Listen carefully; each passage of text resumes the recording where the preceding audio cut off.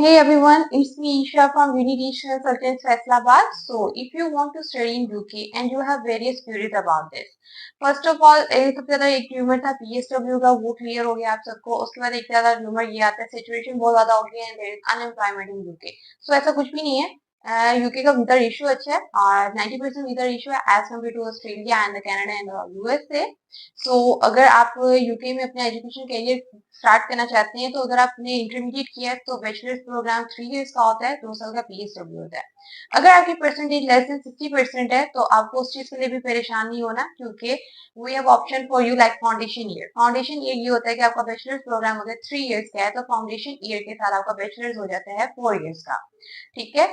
और उसके बाद आपको 2 साल का PSW मिलता है जो कि पोस्ट स्टडी वर्क वीजा होता है. अगर स्टूडेंट्स हैं जिन्होंने अभी रिसेंटली या जिनका स्टडी गैप ज्यादा है बैचलर्स के बाद और वो मास्टर्स करना चाहते हैं तो यूके उनके लिए भी बेस्ट ऑप्शन है. ठीक है. उसके लिए हमारे पास बहुत सारी यूनिवर्सिटीज हैं लाइक ब्रेडफोर्डशायर. ठीक है. University of Hertfordshire, Lincoln, Bradford, Chester, Ulster and many more options. ठीक है. ये मैंने सेवरल के नाम लिए जस्ट टू मेंशन. ठीक है. अगर आपका स्टडी गैप है तो आप मास्टर्स कर सकते हैं यूके में. मास्टर्स जो है 1 ईयर का होता है, 2 साल का PSW होता है जो कि पोस्ट स्टडी वर्क वीजा होता है. उसमें आपको वर्क आवर की रिस्ट्रिक्शन नहीं होती. स्टडी वीजा पे ये होता है कि आपको वर्क आवर की रिस्ट्रिक्शन होती है, आप 20 आवर्स इन अ वीक काम कर सकते हैं. ठीक है. अगर आपने इंग्लिश टेस्ट किया हुआ है, IELTS या PTE, तो ये वाहिद 2 टेस्ट हैं यूके की हर यूनिवर्सिटी एक्सेप्ट करती है. अगर इसके अलावा आपने ऑक्सफोर्ड या लैंग्वेज सेट किया हुआ है तो उसके लिए भी आपके लिए ऑप्शंस मिल जाते हैं. अगर आप लंदन, मैनचेस्टर, वेल्स कहीं के भी ऑप्शंस मांगे ऑक्सफोर्ड या लैंग्वेज सेट की बेस पे वो भी मिल जाएंगे.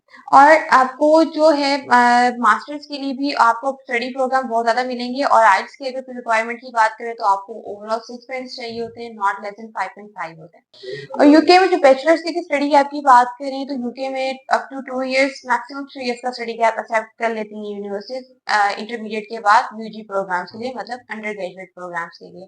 और मास्टर्स के लिए कुछ यूनिवर्सिटीज अप टू 5 इयर्स का स्टडी गैप एक्सेप्ट करती हैं और कुछ यूनिवर्सिटीज हैं जो कि अप टू 10 इयर्स का भी स्टडी गैप एक्सेप्ट कर लेती हैं.